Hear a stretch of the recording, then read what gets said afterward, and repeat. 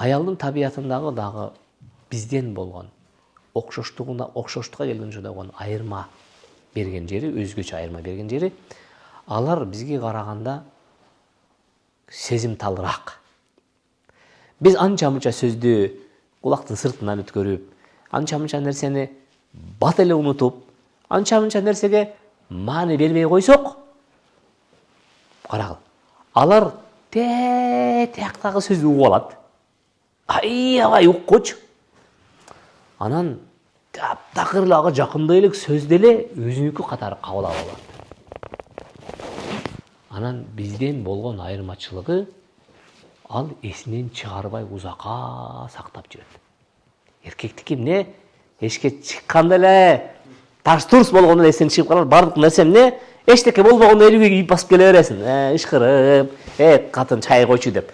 А бирок аялдык эмне болот? Ошол мезгилде ичте дагы эле сакталып турган болот. Бул аялдагы болгон өзгөчөлүк балдар. Аял ошондой. Ошол себептен пайгамбар саллаллаху алейхи ва саллям айтат: "Рифкан бил каварир" деген.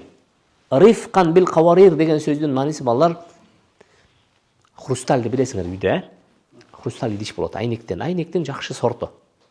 Анын бир кыры чыккан, кооз, жакшынакай үн чыгарган, жакшынакай биз этияттап пайдалана турган идиштер жасалынган буюмду биз хрусталь дейбиз, Пайгамбарыбыз аялдарды хрустальга окшоштурат.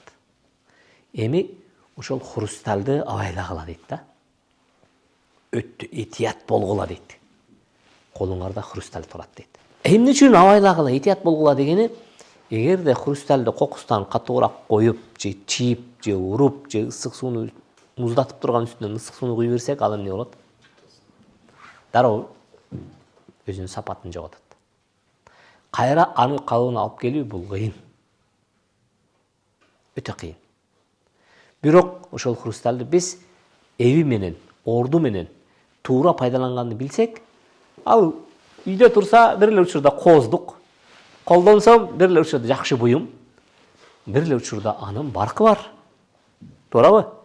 Аялды дагы эгерде орду менен колдонсок, барктуу, орундуу, пайдалуу кылып колдонсок болот экен.